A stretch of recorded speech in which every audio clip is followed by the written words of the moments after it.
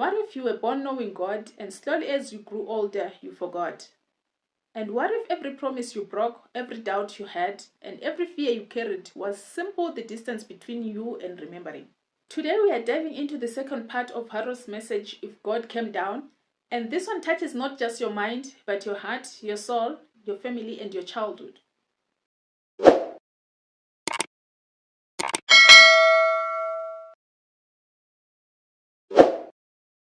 Hi, beautiful souls. My name is Beatrice, and I welcome you back to my Journey Faithful Conversion Hub. In part one of this powerful talk, Harold Clem showed us how politics, karma, and the illusion of earthly power test the soul. And in this second part, we move even deeper into love, self-worth, and remembering the God spark within us. The title itself, If God Came Down, isn't breathtaking, because hidden inside is the most important question. If God came down into your life today, would you recognize Him? Or would you be too busy judging others, doubting yourself, or forgetting who you truly are? Now, let's play the video and walk together through these truths Harold gives us. Now, as we look at the political scene one more time, I didn't want to come on as a doom and gloomer because I don't see it as doom and gloom. I see this as a time of spiritual opportunity unparalleled on Earth. Simply because the planet is getting more crowded, using up resources, wasting resources, and people are bumping against each other, and they need freedom. They need breathing room. They don't have it, so they fight. Human nature is a very unreliable thing. People will make a promise, and later, when it's inconvenient, they will break the promise. Why? Because they never gave much value or importance to the promise. Because, after all, who did they give the promise to? That person doesn't count for very much. But if you would consider, first of all, that you are soul, you are a child of God. And then if you would secondly consider that every other person is also a child of God, you would understand what Christ spoke about. And as I mentioned last night, love your neighbor as yourself. First of all, it means learning to love yourself. When I grew up as a Lutheran, I felt somehow it was wrong to love myself. What this means is not to love the parts of your human nature, but to love your divine qualities of compassion, of goodness, and of love. Love those things. If God came down, we laugh at people who have a particular talent. Some people, they claim to be able to communicate with animals, by telepathy and all this. And the first reaction we have is simply to laugh. And other people, they claim to have the gift of healing by some method we aren't familiar with. For instance, we may support the friendly doctor from the local AMA and feel that is the only true method of healing.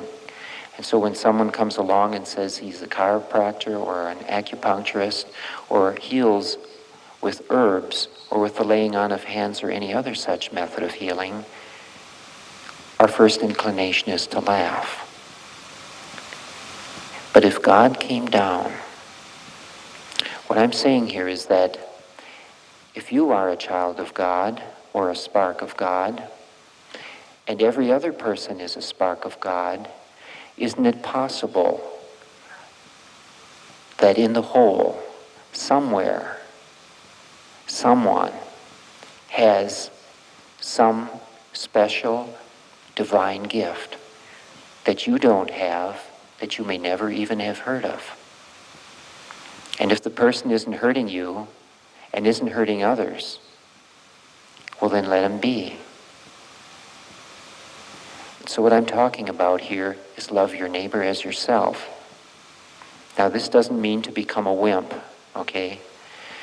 because one of our principles in EC is to be detached. Well, people used to take this very much wrong in the early days of EC, and some even do today. They would give up their families and leave. Why? Because they were giving up all for God. They didn't realize that the first duty each has is to take care of their own. If God came down, question is, what would God do? Would God go up in the mountaintop to pray and leave his family to starve, for instance? Or would God make provisions for the family before he went up in the mountain to pray for a couple of years? I don't know. You see, I know for myself, but I don't have any idea what your God would do. Because remember, each of you have a different understanding of God. And I would have to believe that some people's God would do that, abandon the family and go off into the wilderness just to pray and to contemplate and to meditate. And why would I assume that some people would have such a God? Simply because some people do such things in the name of their God. You know. If God came down during Hurricane Andrew, many people in southern Florida lost their homes, and among them were some Eckies too. One Eck family was taken in by another until they could make arrangements and try to get money from the insurance company and set up housing some other place. So these Eckies were in the home of their friends, and the friends had a little girl of 4, and a new baby had just been born into the family. And so one day, soon after the newborn came home from the hospital, the 4-year-old asked her parents, she asked if she could be in the room alone in the nursery with the baby. Of course, you know, the parents were right away worried about sibling rivalry, and they had no idea what the 4-year-old was going to do to this newborn. But the 4-year-old kept begging them to just leave her so that she could go into this room with the baby by herself. So the parents, you know, working with the technology available, they turned on the intercom as high as it would go. Trust in God, but turn up your intercom.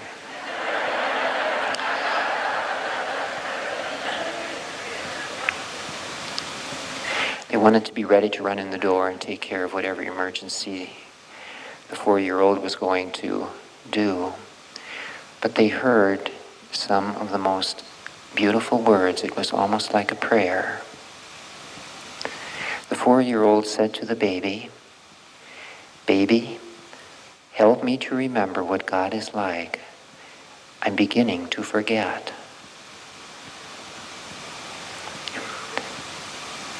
See, children, many children, not all children, remember what God is like until they enter the school system, which happens at the age of 3, 4, and 5 years old.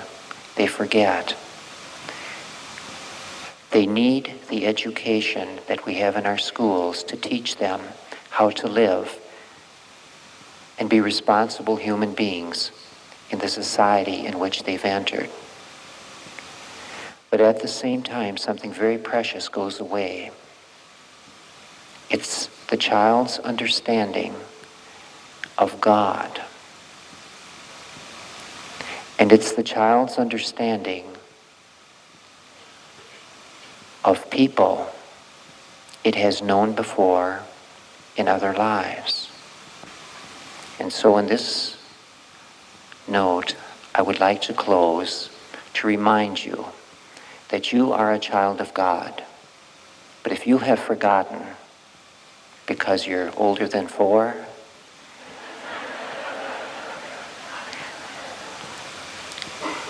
You might try chanting Hugh, singing Hugh, this love song to God, but remember to sing it like a 4-year-old child. Otherwise, you'll never find the blessings of God. Thank you very much. May the blessings be. Family, this is why Harold called this talk If God Came Down. Because God is always coming down. In promises kept, in how you see yourself, in how you honor others' gifts, in how you care for family, and in the purity of a child's heart. The question isn't whether God will come down. The question is, will you recognize him when he does? So I leave you with this. Tonight before you sleep, sing you softly, not like an adult carrying all the burdens of life, but like that a 4-year-old still remembering God, and then watch the blessings flow. And maybe there is a soul waiting to hear this message. If this video touched you, please don't forget to like, share, and subscribe. Until next time, may the blessings be.